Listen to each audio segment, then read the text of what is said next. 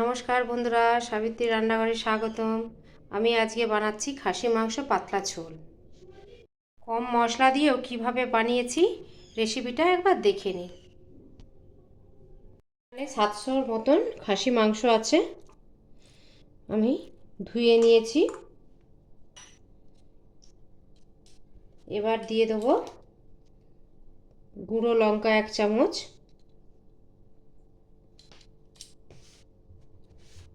হলুদ 1 চামচ,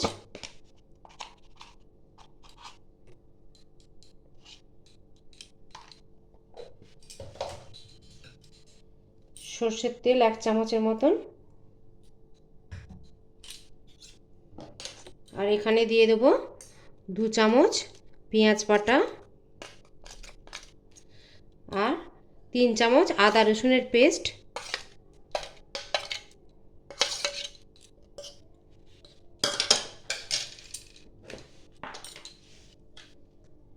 লবণ দিয়ে দেবো স্বাদ মতো। এখানে 1.5 চামচ, ছোটো চামচের 1.5 চামচ দিচ্ছি। দিয়ে এটা ভালো করে আমি মেখে নেব।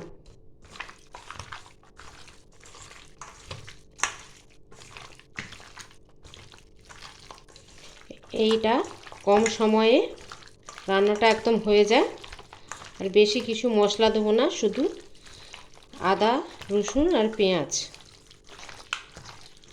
হলুদ গুঁড়ো লঙ্কা গুঁড়ো তো আছেই। দিয়ে 1 থেকে 1.5 ঘন্টা আমি এটা মেখে রেখে দেবো।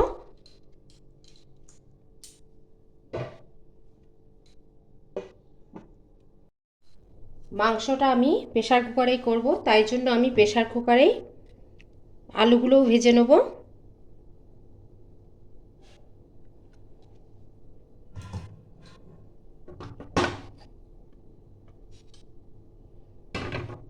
তেলটা গরম হয়ে গেছে, আমি আলুগুলোও দিয়ে দেবো।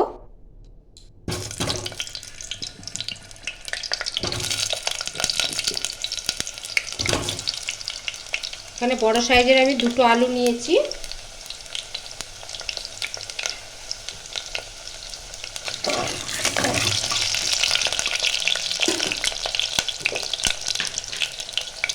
দিয়ে দেবো একটু লবণ,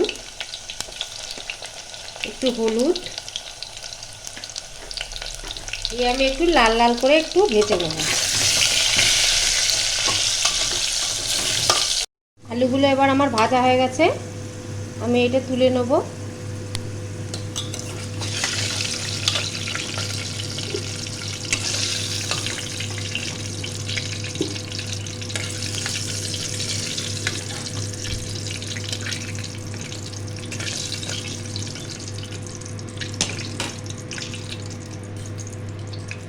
এই তেলের মধ্যেই দিয়ে দেবো 2টো তেজপাতা, একটা শুকনো লঙ্কা, 2টো এলাচ,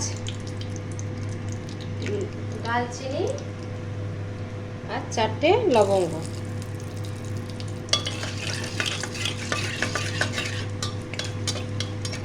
এটা একটু হালকা ভাজা হবে। ভাজা হয়ে গেছে, আমি পেঁয়াজ দিয়ে দিচ্ছি এখানে 2টো কুচিয়ে রাখা।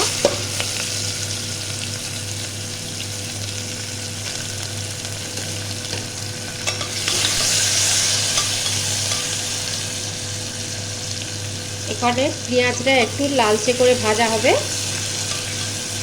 এটাই ভাজা হয়ে গেছে, এবার দিয়ে দেবো আমার টমেটো।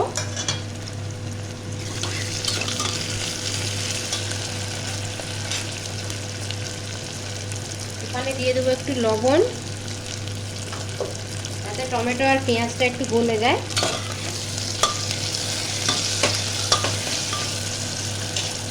আমি একটু ঢাকা দিয়ে দিয়ে করছি তাড়াতাড়ি গলে যাওয়ার জন্য। টমেটো আমার গলে গেছে,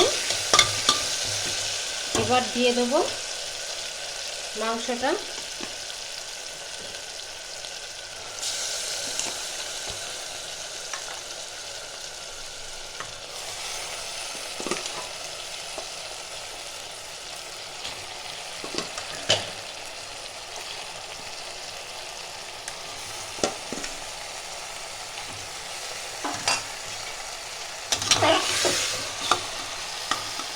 এটা হাই ফ্লেমে আমি 5 মিনিট একটু ভালো করে ভাজা ভাজা করে নেব।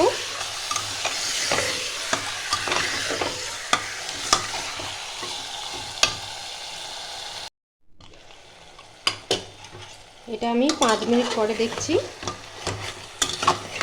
মাঝে মাঝে একটু ঢাকাটা খুলে নাড়িয়ে চাড়িয়ে দিতে হবে। আমার আরও 5 মিনিট হবে কষানো। আবারও ঢেকে দিলাম। ঢাকা খুলে আমি এবার দেখছি মশলাটাও ভালো করে কষানো হয়ে গেছে, একদম গলে গেছে, তেলও ছেড়ে গেছে। এবার দিয়ে দেবো আমি ভেজে রাখা আলু, দিয়ে একটু নাড়াচাড়া করে নেব।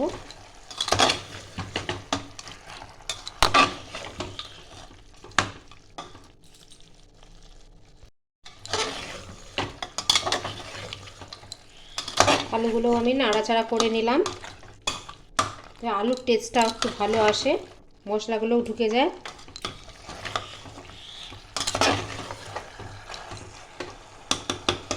এবার দিয়ে দেবো আমি পরিমাণ মতন জল। এখানে আমি জল দিচ্ছি গরম জল। গরম জল দিলে টেস্টটাও ভালো আসে, তাড়াতাড়ি হয়ে যায়।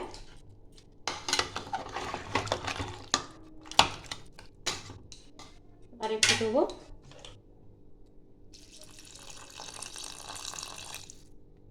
জল দেওয়ার পরে আমি দিয়ে দিচ্ছি অল্প পরিমাণে গরম মশলা